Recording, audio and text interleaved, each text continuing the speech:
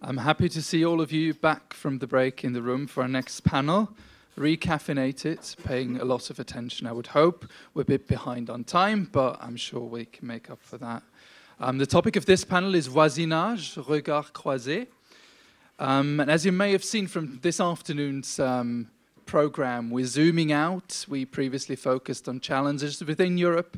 The next panel will be on geopolitics, and this one is, well, in between in a way, on Europe's neighborhood, particularly neighborhood in the east and neighborhood in the south. We have two panels with, we have two presentations of 20 minutes each.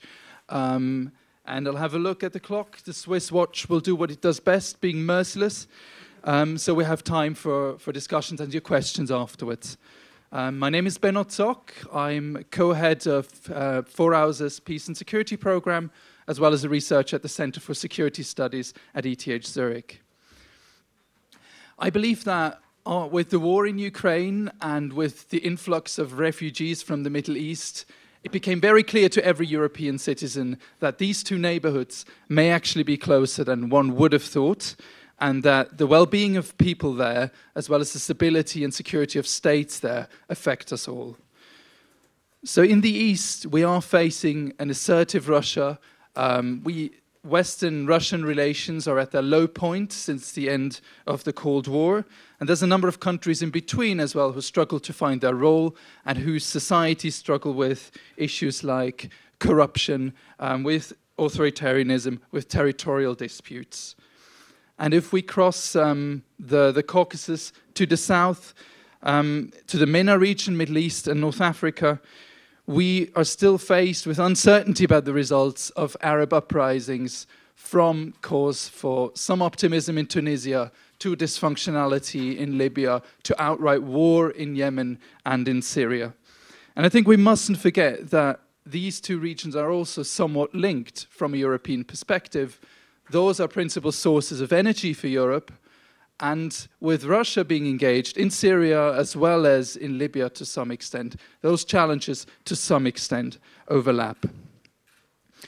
I'm sure this wasn't the most cheerful introduction to this panel, but it somewhat echoes what Pat Cox introduced us to yesterday on all these challenges. So what is Europe's role? How do these neighborhoods affect Europe? We'll hear about more. And how should, how must Europe affect these regions as well? I'm pleased to give the floor to our first panelist, André Liebich.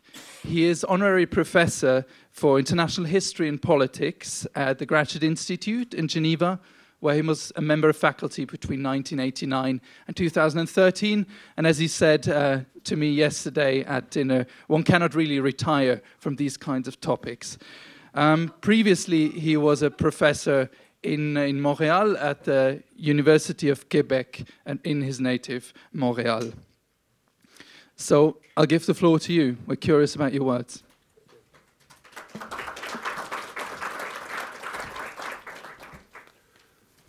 Mesdames, Messieurs, thank you for this occasion. Let me state my argument at the outset, as it is sure to provide some objections, especially from this audience. My argument is that Vladimir Putin is the best safeguard today against growing nationalism in Russia. The policy recommendation that follows from this is that Europe should be at its best in order to effectuate a rapprochement with Russia, and it should begin by removing sanctions that currently weigh on Russia. My talk will be divided into two parts. First, I shall talk of the rise of nationalism in Russia, and second, I shall try to talk about Vladimir Putin's worldview and his preferences. Let me begin with some remarks about Russian nationalism. The phenomenon has been observed by many commentators from the fall of the Soviet Union to the present day. The loss of superpower status, the disintegration of a giant empire, though Russia still remains the biggest country in the world, the disappearance of a Soviet model of development as a source of inspiration to the so-called Third World, although that model had been severely contested before now in 1991 as well. All this heightened feelings in the population that might be termed nationalistic. Certainly this is the impression one gets on reading the Nobel Prize-winning author Svetlana Alexievich. Of course, one should not confuse nostalgia with nationalism, But it is a disturbing fact that in Russia, as in some other post-communist countries, it is the young who, as the Levada Center put it, and I quote, are most interested in a return to Russia's global greatness, end of quote.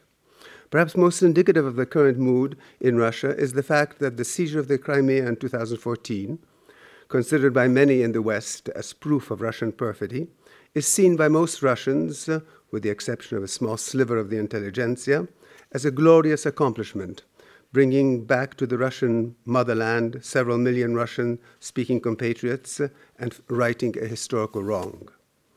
Putin's personal popularity reached unprecedented heights after the annexation of Crimea. In the recent presidential elections, only one candidate put opposition to annexation into her program. She received slightly over 1% of the vote. Even Alexei Navalny, the poster child of contemporary Russian dissidents, has spoken out against the return of Crimea to Ukraine. Now, who are the agents of Russian nationalism? Virtually all political parties in Russia, including the revived Communist Party, have gone in the nationalist direction. One of the most powerful agents of Russian nationalism, however, is the Russian Orthodox Church. The Church has immensely strengthened its position since the fall of the Soviet Union, and in many ways it now calls the shots in Russia. This much has been evident in the state persecution of Pussy Riot, or the church-inspired denigration of the film Matilda, partly funded by the Russian state but not defended by it at all. Let me now turn to Vladimir Putin, whose name has been pronounced with loathing and fear in the West, almost as much as the name of Donald Trump. In fact, one of the chief accusations hurled against Trump is that he is chummy with Vladimir Putin. Apparently, connections between Putin and Trump are more toxic than the fact that Trump is a most sleazy businessman who has done almost irreparable harm to U.S. domestic and foreign policy. One of the epithets that rarely fails to be tacked onto the name of Putin is that he is a former KGB agent. It is more rarely mentioned that the late George H. Bush, one of the most respected of former United States presidents, was at one time head of the equivalent American spy agency. Nor is it often recalled that the longtime head of the KGB, Yuri Andropov, although in many ways an unsavory character, is credited with having taken the first steps in undermining the Soviet order. Above all, one should acknowledge that KGB agents, such as Vladimir Putin, were among the Soviets, the few Soviets who had full and easy access to the outside world. They knew foreign languages, they read Western newspapers, they traveled abroad. As even critics of the KGB acknowledge, the agents were chosen not only for their loyalty, but for their competence. They were smart and alert. All these qualities apply to Putin as well. Putin's instincts are those of what Russians call a Westernizer. After the fall of the Soviet Union, he worked with the most liberal mayor that St. Petersburg has ever known, Anatoly Sobchak. On becoming president, Putin sought to create a special relationship with the American president, George W. Bush. Putin was the first foreign leader to phone Bush after the 9/11 attacks in New York to offer help and to express condolences. He authorized the use of Russian bases to support the American war in Afghanistan. Putin even spoke, perhaps jokingly, of Russia joining the NATO alliance. The joke was not well received in NATO circles. Soon after 9/11, Washington decided to withdraw from the anti-ballistic missile treaty that had been signed at the height of the Cold War in 1972. The Jackson-Vanik Amendment of 1974, which restricted trade relations with first the Soviet Union and then Russia as punishment for not allowing free immigration, remained in force until 2012, long after it had outlived its original intention. It was instantly succeeded by the Magnitsky Law, formerly known as the Russia and Moldova Jackson-Vanik Repeal and Sergei Magnitsky Rule of Law Accountability Act, intended to punish Russian officials in what Russian public opinion overwhelmingly considered an unfair way. Putin briefly put his hopes in the European opposition to the 2003 American invasion of Iraq. Photos show a delighted Putin alongside German Chancellor Gerhard Schröder and French President Jacques Chirac, leading popular opposition to the American initiative. Soon, however, the entire European Union reverted to its traditional pro-American stance. Putin gave full vent to his frustration at the Munich Security Conference in 2007, speaking out against hegemonic power and calling for a world with several centers of power, Russia obviously being one of them. Since 2007, relations between Russia and the West have gone from bad to worse. The UN has been unable to impose sanctions on Russia because of the Russian veto in the Security Council. US and EU sanctions, however, have become ever more stringent, especially since Russian annexation of the Crimea in 2014. Russia has been deprived of its voting rights in the Council of Europe, and it is probable that it will be obliged to leave the Council by the middle of this year. This will also entail Russian abandonment of the European Court of Human Rights, which has ruled numerous times against the Russian states for its abuse of human rights. In the face of worsening relations with the West, Putin has shown anger and disappointment with those whom he still sometimes refers to as his partners. In doing so, he has moved ever closer to the nationalist camp. This has entailed disdain for Western sensibilities, whether in human rights cases or in ethical issues.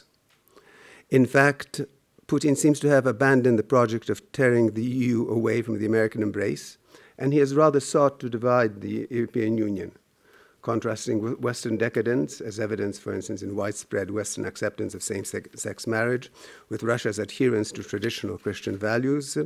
He has pleased both conservative Europeans and the Russian Orthodox Church. Gloating over the woes of the European Union has replaced the hope of bringing it about to the side of Russia. There is considerable debate about the effect of Western sanctions on Russia. Accounts which claim that sanctions have allowed Russia to become self-sufficient in many areas and have therefore, in fact, augmented Russian strength are not terribly credible. Similarly, those who maintain that sanctions are bringing Russia to its knees, obliging it eventually to halt its support for Ukrainian rebels in the east of Ukraine, and even to renounce its annexation of Crimea, are treading on thin ice, it seems to be. What is certain is that anti-Western sentiment in Russia is growing with the increasing isolation of the country. Sanctions are used by the Putin regime to justify increased repression and even further isolation. The standard of living has fallen in the last few years, but it is still well above what it was in the past. Constant referral to the tribulations of the country during the Second World War serves to remind Russians that they have previously suffered at the hands of the West and yet triumphed. This is a message that resonates among Russians as they, to use an American expression, circle the wagons in the face of outside hostility. Putin will remain in power until 2024. It is much too early to say who will succeed him as president. It is clear, however, that if present trends continue, Putin's successor will play the nationalist card to the hilt, much more than Putin has done in the past. The Atlanticist, or pro-Western forces, led by former President and present Prime Minister Dmitry Medvedev, have been substantially weakened. Weakened in part by the rather clumsy rochade in 2011, to which Medvedev allowed himself to be a party. Medvedev then accepted the post of president in order to help Putin sidestep the constitutional prohibition on a third consecutive term. Medvedev has also been weakened by Alexei Navalny's revelations of Medvedev's widespread corruption. This has broken up prospects of an alliance between the Atlanticists and the opposition. Russian capital that has flown abundantly and freely out of Russia in the last few years now finds itself threatened abroad. The rule of law may not reign in Russia, but Russian capitalists may decide to take their chances at home rather than face an increasingly hostile and dangerous mood abroad. Let me conclude by pointing out that one of the markers of growing nationalism is the tendency, noticed in Putin himself as well as in others, to use less the civic designation Rossiyskiy and to replace it with the ethnic term Ruski. Russia is the Rossiyskaya Federatsiya, meaning that it is the home of all its peoples, ethnic Russians as well as others, including some, such as non-ethnic Russians, such as Muslims. Non-ethnic Russians are less numerous than they have been in the past, numbering only some 20% of the population. But they have served to legitimate Russia's image of itself and Putin's image of his country as a multinational entity. Advocates of ethnic Russianness, such as the late Nobel Prize winner Alexander Solzhenitsyn, have long pleaded for a purely Russian entity, even at the cost of restricting Russia's borders. His voice has grown louder as Islamophobia and tension with Central Asian migrants in Russia have come to the fore. All this is grist to the mill of Russian nationalism, and whatever his own preferences, Putin has been swept away in the tide. It is unlikely that his successor will swim against the tide. In short, and to conclude, we should make peace with Russia while we have the chance to do so, with Russia as it is, not as we would like it to be. And our best chance to come to terms with Russia is while Putin, notwithstanding his many faults and crimes, remains in power. Thank you very much.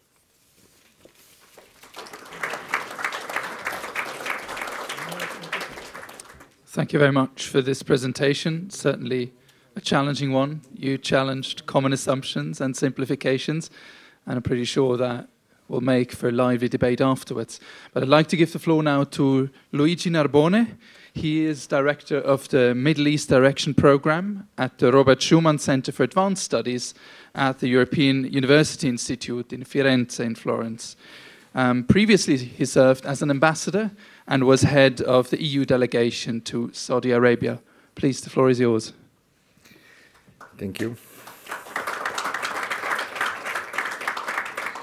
Monsieur le Président, Excellences, Messieurs, Dames, j'ai préparé la présentation en anglais, donc vous m'excusez, mais je continuerai en anglais, mais pour la question, évidemment, c'est possible en français. So my presentation is on the MENA region, which is an extremely complex neighbor of Europe and of the European Union. And I will start by saying that in 2020, we will have the 25th anniversary of the start of the Barcelona process. You may remember the Euro-Mediterranean process started, signed by 43 countries across the Mediterranean, started as a very promising, ambitious, comprehensive, and forward-looking process of approximation between Europe and European Union and countries around the Mediterranean and our southern neighbors. It was, at the time, a very interesting, I think probably the most daring agreement that the EU had concluded, fundamentally based on a region-to-region approach with an intention to build a solid region in our southern neighborhood, and having, of course, a multidimensional approach, looking at economic cooperation, cultural cooperation, a concept of shared security, and, of course, an attempt to facilitate political reform with social inclusion. The approach was, of course, epitomized by the European Union action and foreign policy based on soft power and dialogue.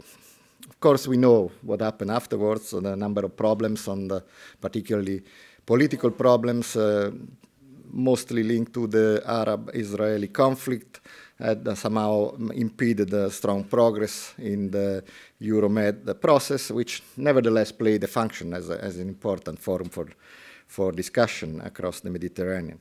There were several attempts in the past 25 years to reboost the partnership and capitalize on the EU gravitational power. The EMP, you may remember in 2003, which tried to couple the multilateral approach of the Euromed with the bilateral approach, action plans negotiated with each countries, followed by the Europe for the Mediterranean in 2008, which was aiming at using a sectoral approach to further develop political and economic cooperation. And then several attempts to relaunch the process, especially after the Arab Spring, with the so-called more for more, less for less, try to adapt to the needs and demands of the partner countries. And finally, in 2015, the new EMP, which tried to address some of the issues of asymmetry in the relationship through priority partnership based on on issues and objectives that were selected jointly by the EU and the partners.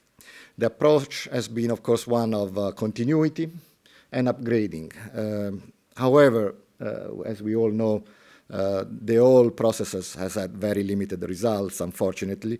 The great ambitions have not been fulfilled. Of course, we know that the number of events have taken place during these 25 years. Certainly, the emerging of a terrorist threat after 2001, the crisis of Al-Qaeda terrorists hitting the United States. But all in all, the relationship today is probably worse than it was 25 years ago. Also, I think in spite of our close relationship with those countries, we have had limited capacity to anticipate the events. And I especially talk about the major events of 2011-12, the so-called Arab Spring. There's a wave of a revolutionary movement that swept across the region, and also to find appropriate ways to respond to those events and the demands that emerged at the time. The global, the security strategy and the global strategy also mentioned as a priority our relationship with the southern neighborhood, emphasizing the need to support the resilience of those countries to shocks. But all in all, I think the region still demands more attention. So this brief introduction on the history of the relationship is to say that also the cross perspective that is demanded by the organizers of this very interesting conference is quite important at the moment when looking at the region. And I would say, looking at the MENA, one should emphasize the need to understand that there are four major shifts that are taking place in the region. The first is the political crisis.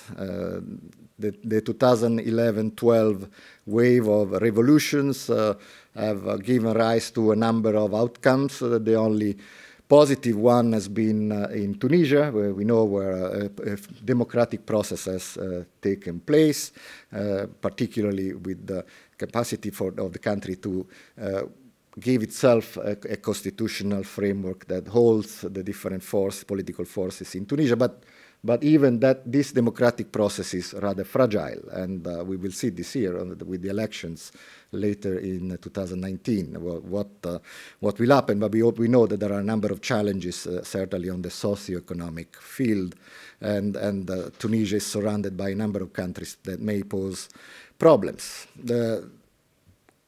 We also know that there were a number of countries that underwent the process of political revolution, transformation of the Arab Spring, which ended up very, very badly. And we all know about the case of Syria, the case of Libya, the case of Yemen, and marginally I would include also Iraq, though didn't actually belong to this category of post-Arab Spring conflicts, had very similar features and dynamics, conflict dynamics that took place.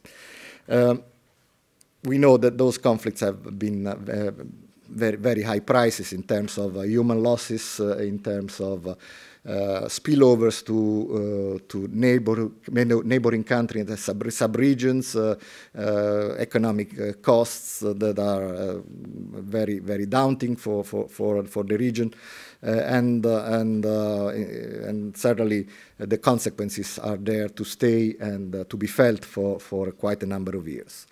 On the other hand, the restoration of authoritarian regimes is an ongoing process. We've seen in 2013, the return of a military regime in Egypt, but all in all, we witness in the Gulf, in Saudi Arabia, a number of countries have moved towards a return of authoritarianism. Contestation, though, is still there and there to stay. We are witnessing today in these last days and weeks the case of Sudan, the case of Algeria. The contestation is probably endemic and is going to accompany the process of political transformation or restoration in those countries. The second major shift is governance and statehood crisis. We know that the conflicts and crises in the region have deepened the socio-political fragmentation through ethnic, sectarian, tribal lines. There are important issues of minorities in many of these countries. There are regional, sub-regional effects that I mentioned in terms of refugee outflows, and the most important case is the one of Syria. There are a number of about 5 million refugees are now in Jordan, in Lebanon, and in Turkey, partly in Iraq. This is clearly a major problem, and not to say about the consequence also for Europe. We have seen it 2 years ago with the so-called refugee crisis, that many of them were from Syria. But also, there is an economic aspect of it, the trafficking and the criminalization of the economy, especially in marginal regions, in border regions. There is a clear move towards criminalizing economic activities, where militias often take over a number of the trading, the smuggling, the trafficking of human beings, and other goods, weapons, drugs, and this is clearly, as we've seen in other regions like Latin America, this is clearly an issue that is going to be very difficult to tackle, even when the acute crises and conflicts are over. So there is an overall issue of statehood. Failed state like Libya is fragmented, the political system completely fractured, very difficult to move back towards a unitary Libya, and it's a very difficult process with a number of spoilers that are there to undermine the attempts, but also challenges to borders. I've seen the case of ISIS has been the most important one, with basically the caliphate, the so-called caliphate, dominating regions across the border in Syria and Iraq. The response to these dynamics today is the reconstitution of an authoritarian political authority in many countries, but with a strong emphasis on security and sovereignty. But is this a response that provides stability? Is a big question also for Europe. The third wave, the third shift is the geopolitical shift. One of the consequences of the events of 2011 and 12 has been a collapse of the regional order as we used to know it. That had, of course, been anticipated by a certain shift in the US involvement in the region. The reduced involvement already started under Obama administration, but has clearly continued in the past 8 years. That has given rise, has been also the opportunity for intensification of the rivalry among regional actors, regional states. And we have seen this at play through proxy and directly in Syria and in Yemen, for instance, where Iran and Saudi Arabia and Gulf countries and other countries of the region, Turkey, are all there in a very complex battlefield that has, of course, presented and continues to present risks of continuing escalation, in addition to a dimension of internationalization that has taken place. Internationalization that has been, of course, the consequence of the return of Russia to the region. Russia mainly as a military power, which has changed the course of the conflict in Syria, since its intervention on the side of Bashar al-Assad regime. Of course, the conflict has moved into a completely different direction, and now military victory of the Assad regime is almost completed. But Russia is capitalizing on this presence with relatively limited military involvement and investment, is getting a lot of geopolitical and also geoeconomic returns. Russia is now an important player, pushing even to North Africa, to Libya, to possibly Algeria. We'll see what happens, and to Egypt is capitalizing through arms sales, but it's clearly also a geopolitical ambition that is fulfilling. And also China. China has been mentioned already. The Belt and Road Initiative. China has been less high profile in military terms, but very, very present in economic terms, and is moving forward very rapidly with the promise of increased economic prospects for participating countries in the Belt and Road connectivity project and link to its shipping and transport lanes through the Gulf and Suez Canal. The fourth is the security dimension, which is, of course, mostly taking the place of a terrorist threat, the transnational jihadism. Jihadism has been there already as a transnational threat in the region and elsewhere since the Afghan war. But we are now, ISIS has been defeated militarily in Syria recently. The caliphate experience is over, but I don't believe that, and analysts don't believe that the ISIS and the jihadist threat is over, and that may take new forms and shapes, including in Europe and in the West. So that is, but particularly is also in the region. So that is the broad, the four major shifts. Then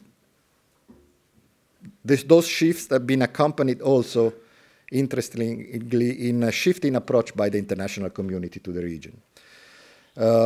Stabilization now is the top priority, both amongst local actors, regional actors, and international actors.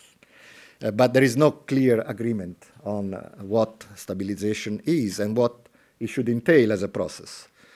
Our liberal democratic vision of stabilization, of post-conflict stabilization, which has been predominant in peace building since the end of the Cold War, is clearly being challenged by new players, by Russia, by China. And it's although everybody calls for stability in the region as a prerequisite to move back to normality, I think that this clear, elusive concept involves a number of risks. Radicalization and terrorism in the region also have called for strong action in terms of CT and PVE, but there is a clear securitization of the approach, which does not necessarily address some of the underlying issues, and the recipe may sometimes be worse than the disease. So again, it's an issue that needs to be followed. We all know that one of the priorities for Europe is stopping the migration and refugee flows, and that has also been translated into somehow a shift in action and responses with much less attention to the issues of improving governance in post-crisis and post-conflict countries, or assisting them in a long-term economic transformation process in which structural reforms go hand in hand with long-term socioeconomic vision for the MENA region, which after all is one of the least integrated into the global economic system. So that is an issue that, that needs to be addressed if we want to provide long-term prospects of economic growth and development for those countries and regions. So that is in a situation, as I said, where underlying socioeconomic issues remain unaddressed, from demographic expansion to youth unemployment and pure education, to issues of overall high unemployment in the region and lack of prospects for the future, which have been, not to be forgotten, an important component of the Arab uprising, when people were protesting was mainly for what they felt being excluded by the growth and prospects in participating in economic prosperity. But there are issues that are structural, of course, linked to the climate change, to deteriorating environmental situation, to the political economy, which is returning with the predatory elites, rentier states, mechanisms that need to be reverted if one wants to address the issues of inequality and poverty, which is, I think, fundamental in the region and needs to be there when reconstructing the region and moving towards integration into the Mediterranean space. This takes place at the time where many issues in Europe also take place, and there is a tendency for Europeans to see the problems of the region as the major source of instability, sometimes instability that we import and create problems at home, but we should not forget that we are part of the equation, and the problems in Europe and the EU reflect also negatively in developments in the region, and that is interdependency and links are, I think, probably purely understood yet in Europe, and more attention should be given to that. Many issues have been mentioned, and I just quote them very quickly about the developments in Europe. The rise of populism, which builds on fear of diversity, builds on identity politics, on resentment politics was mentioned, but also feeds Islamophobia, which has repercussion also in the relationship, and the so-called migration crisis, with an attempt to externalize migration control and asylum control to those countries, with a number of repercussions. It was mentioned yesterday by some of the speakers, the repercussion in terms of negative repercussions of some of the agreements pursued with our neighbors, Turkey, Libya, and some of the negative consequences in terms of human rights, but also, I think, in the relationship. In the case of Libya, for instance, I'm not sure that the attempt to focus exclusively on migration control is helpful to resolve the Libyan conflict.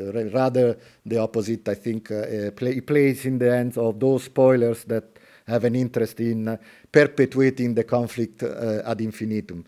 So those are issues that this mirroring is extremely important to understand. The securitization of our response, of course, and the blurred borders between internal and external aspects of our action is also a consequence, important as a possibly potential consequences on the relationship. All in all, I think we are witnessing clearly an addition of realism in realpolitik in our foreign policy, in our policies with with the neighborhood, which may achieve some short-term objectives, but we should wonder whether it's helpful to ensure longer-term stability in the regions and address some of the underlying issues. And of course, this all takes place, as has been recalled, in an environment where there are challenges to the international liberal order and to multilateralism. And of course, the attractiveness of the EU soft power, especially in the MENA region, is diminishing. Although I agree that there is a demand for Europe, and I saw it in the region, was very strong demand for Europe.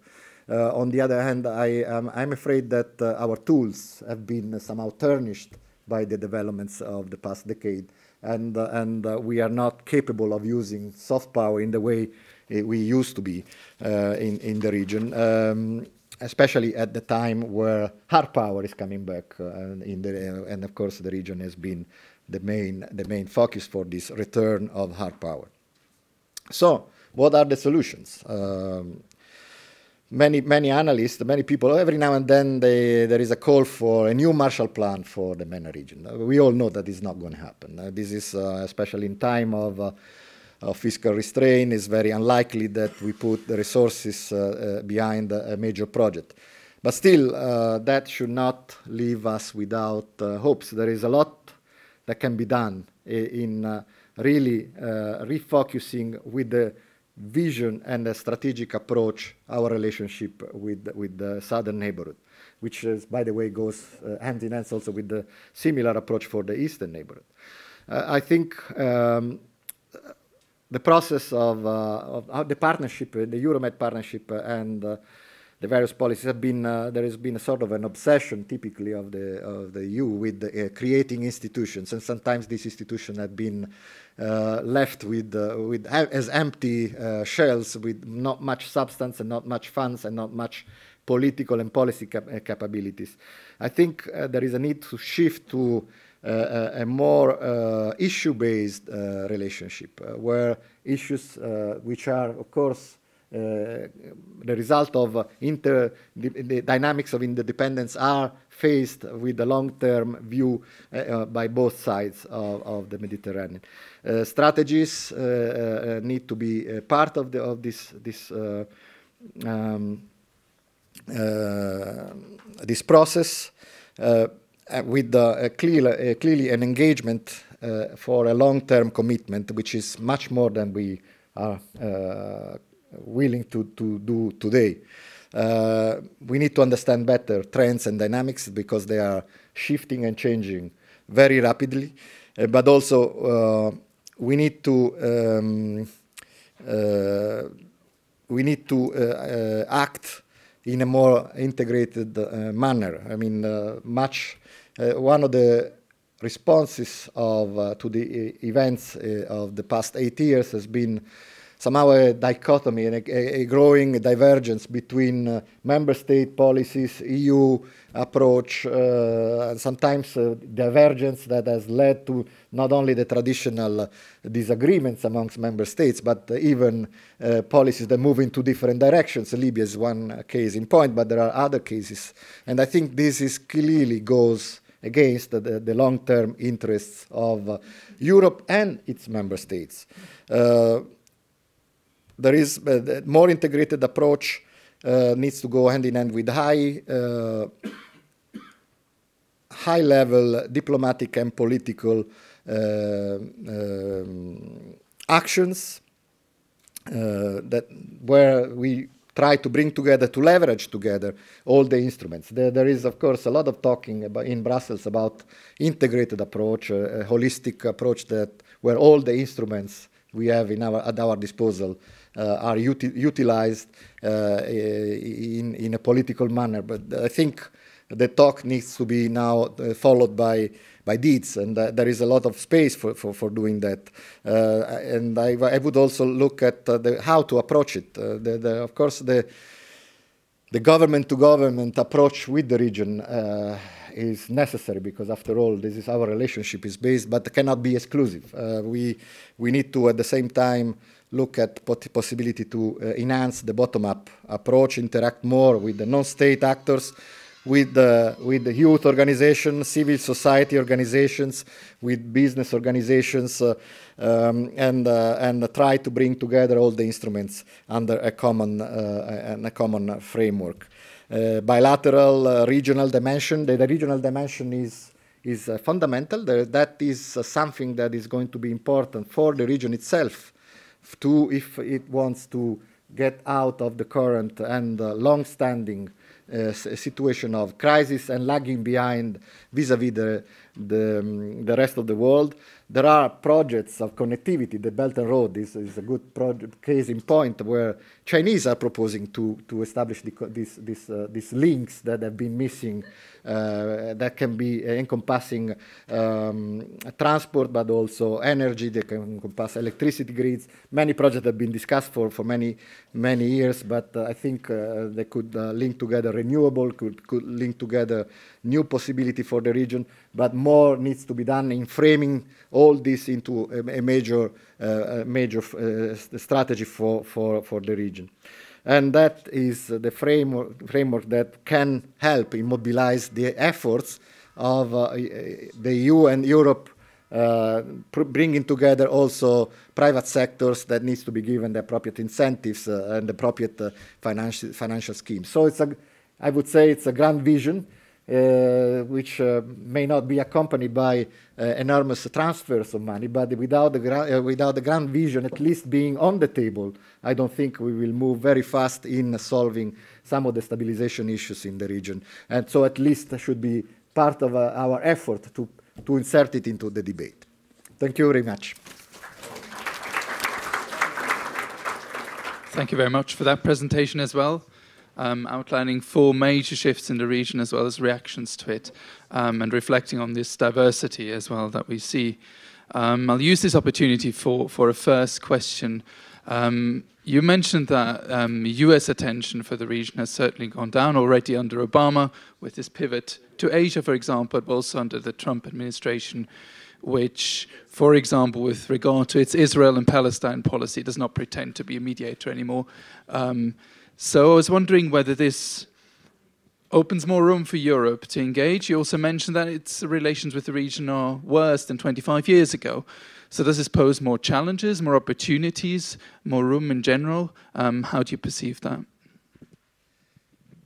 Well, vacuum calls for other players to step in, and the demand, as I said, is there. I was there in Saudi Arabia, in the Gulf, when we were negotiating the nuclear deal with Iran. And of course, there was a strong demand for engagement, much higher engagement with Gulf countries from the part of Europe. Those countries were extremely wary about the US pivot to Asia and the possibility that would entail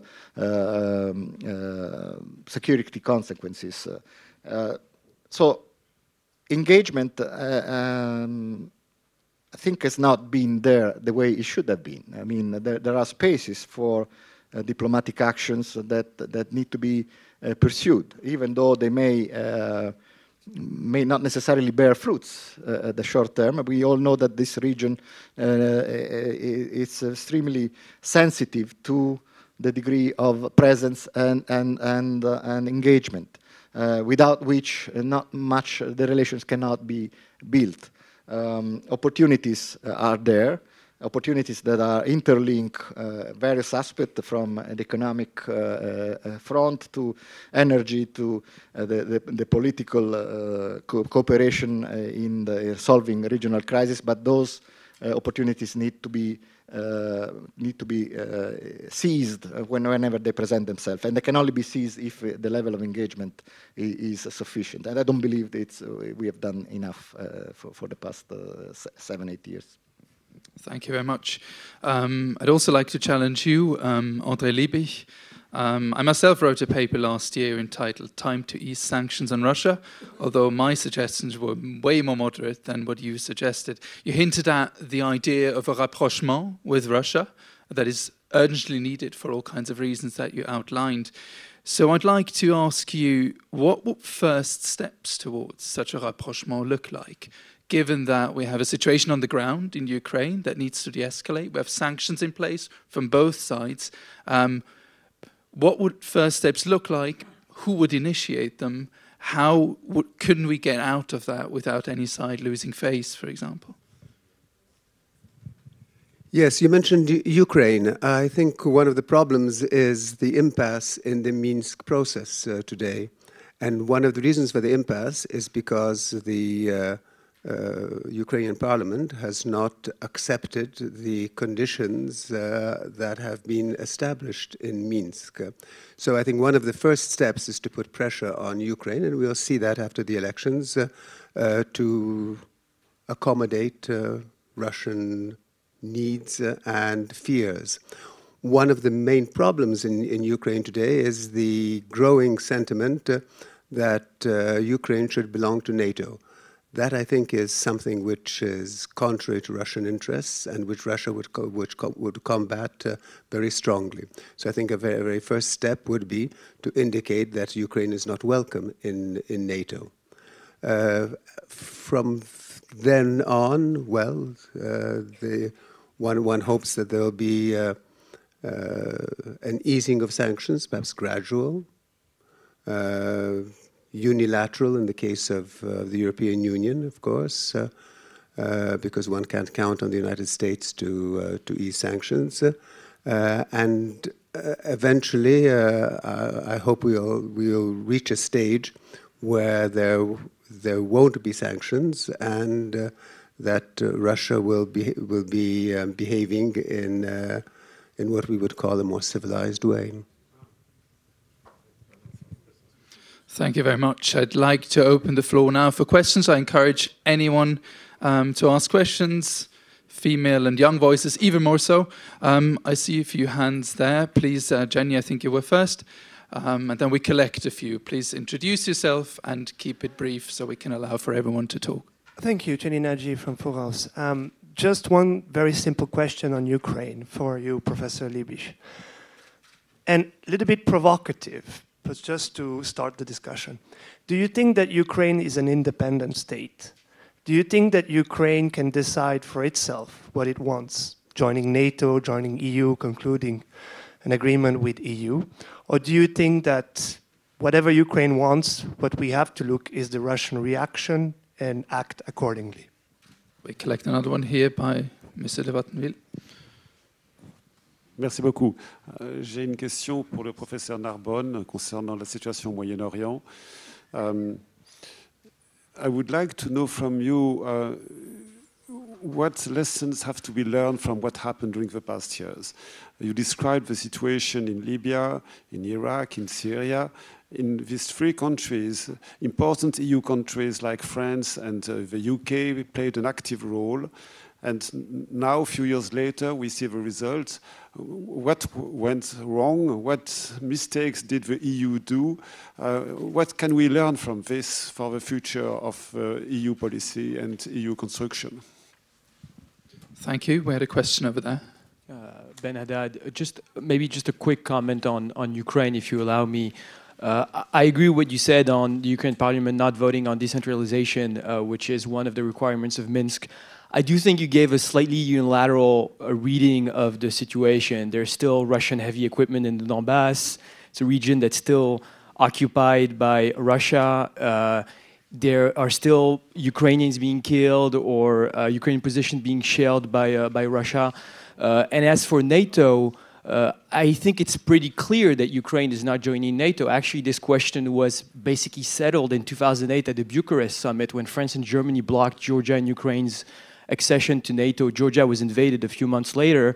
And the Ukraine crisis had nothing to do neither with NATO nor the United States, but it started, as you know, with the negotiation of a DCFTA, a Free Trade Association Agreement, with the European Union. It was not even about joining the European Union, but just signing a free trade agreement. So once again, I take your perspective, but I think it's also good to balance it with some of the facts that have led this Russian aggression, I think, in Ukraine. Thank you. We can take one more. We have one over here.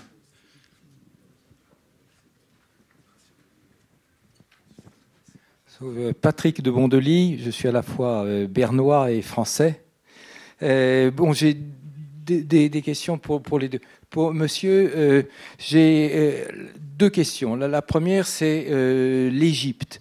La France s'est engagée très fort dans le soutien de l'Égypte et le rééquipement des forces armées égyptiennes, avec le soutien financier de l'Arabie saoudite et des encouragements des États-Unis et même de la Russie dans une certaine mesure. Est-ce que l'on peut espérer au moins que le régime va réussir à être stable et va constituer effectivement un pôle de stabilité dans la région comme il est espéré? C'est la première question. Deuxième question totalement différente. On ne voit pas du tout quel va être l'avenir de l'Algérie actuellement. Est-ce que vous avez des idées là-dessus sur les possibilités d'évolution de l'Algérie? Alors, une question pour l'autre orateur. En fait, si on regarde la politique de Poutine, il y a eu une période avec notamment du temps de Sarkozy où il y a eu un gros rapprochement avec l'Union européenne, la France, l'Allemagne. Et puis, tout d'un coup, il a complètement viré de bord et il a envahi, il a annexé la Crimée, envahi l'est de l'Ukraine et s'est tourné comme principal support vers la Chine. D'abord, est-ce que vous êtes d'accord avec cette vue et que pensez-vous que ça donnera à long terme? Thank you very much. Maybe André Liebich first. So we had a question on Ukraine being an independent state.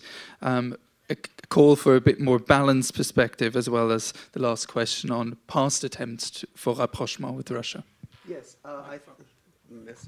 Yes, I think Ukraine is an independent state, and I think that so much has been acknowledged by everyone, including by Russia itself.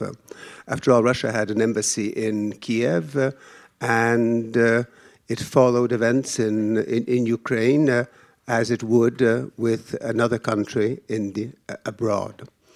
However, I think countries should be sensitive to the concerns of their neighbors. I say this as a Canadian, for instance, who is obviously limited by what the United States does, which is very close to the Canadian border.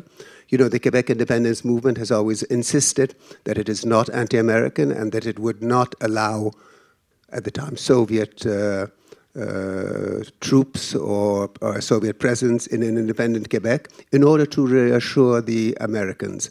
I think Ukraine could do a better job in reassuring its neighbors, including its most important neighbor, namely Russia. As for the Minsk process and Ukraine, well, it's true that in 2008, the United States pushed very, very hard for Ukraine to be and Georgia to be included in the future plans of NATO, and they were turned down by German opposition in the first instance. Since then, things have changed. I mean, one of the platforms are that Poroshenko is moving on, and in fact that most candidates in the upcoming presidential election in Ukraine are moving on, is Ukrainian integration into NATO. And in the 10-year period since the Bucharest summit, things have changed, and they have changed from the Russian point of view for the worse, from the NATO point of view perhaps for the better. As for the people dying in the East, well, the people who are dying are Ukrainians, and one of the real problems is that it is a civil war among Ukrainians with the help of outside powers.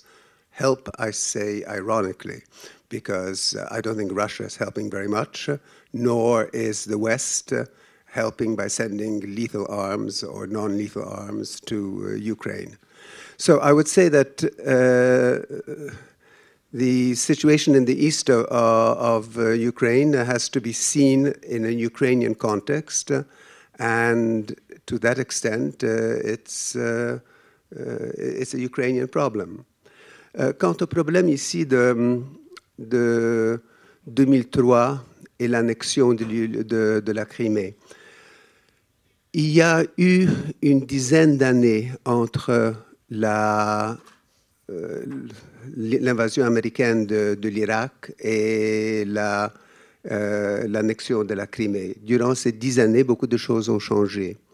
Entre autres, l'Union européenne a montré quand même qu'elle est fidèle à son support principal, notamment les États-Unis, et elle obligée de choisir entre une route qui est anti-américaine ou pro-américaine, elle a choisi la dernière. Ceci s'est reflété dans les relations entre la Russie et le monde extérieur. Et si la Russie s'est tournée vers la Chine, c'est vraiment comme un pied-à-aller. La Chine est plus puissante, plus nombreuse, plus dangereuse pour la Russie. Ce n'est pas son premier choix. Son premier choix aurait été d'avoir une relation paritaire avec les États-Unis et si cela n'est pas possible, une relation harmonieuse avec l'Union européenne. Voilà mon avis. Merci. Merci. And have we learned the lessons from previous engagement in the MENA region, as well as an assessment of regime stability in Algeria and Egypt? Well, on the lessons learned, in the case of Libya, we all remembered some EU member states and with the support of NATO intervened for human security, but basically managed to topple Gaddafi. Everybody knew that would only be the beginning of the operation, but as we have learned in a number of operations already in the past 20 years, from Afghanistan to Iraq, continuity is important. Leaving a country after achieving an objective, a primary objective, without accompanying it in the following process is a recipe for disaster, and that has been the case for Libya. Conscious of these lessons, we didn't do enough in Syria, and actually we stayed clear from the very beginning from getting involved in a meaningful way. That also was not good lessons because we're seeing the situation deteriorating from civil strife into a regional conflict, into an international conflict, which has potential to destabilize for many years to come the region and beyond. So is neglection, staying out and not intervening at all a solution? Probably not. But one of the lessons, in my opinion, is the fact that we cannot envisage a policy in vis-à-vis the region with cycles that change in a matter of months or years. That strategy needs to be there, the involvement needs to be there.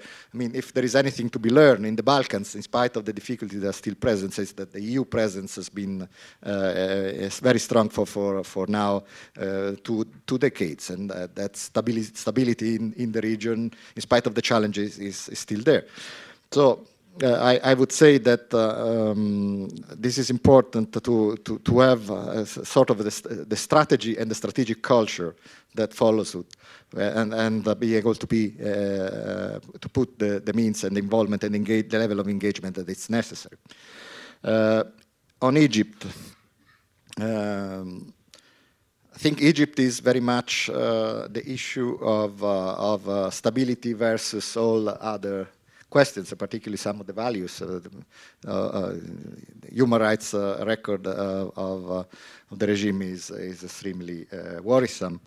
But I would question the solidity of the regime itself. There are, of course, Sisi government has been able to consolidate its power over the past years. but the number of challenges remain, and very much depends on the level of stabilization of the region itself. The Sinai remains problematic, of course, with the insurgency there, but the overall issue of socioeconomic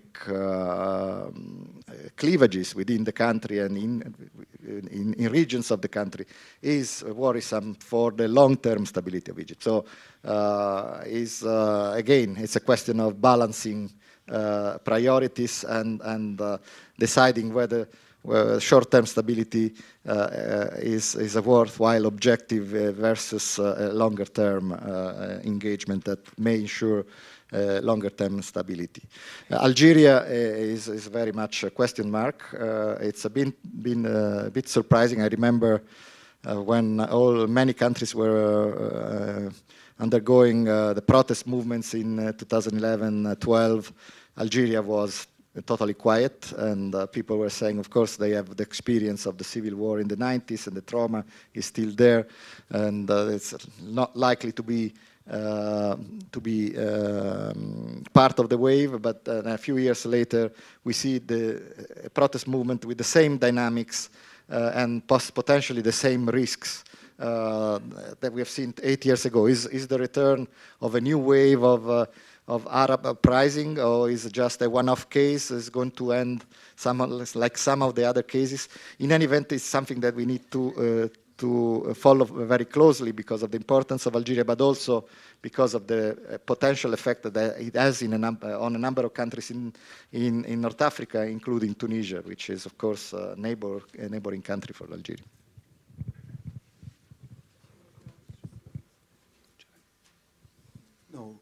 Qu'on en va terminer. J'ai quelque chose à ajouter, mais I'm sure our speakers can be approached in the coffee break as well, and we'll reconvene here when the gong says so in a few minutes from what I see.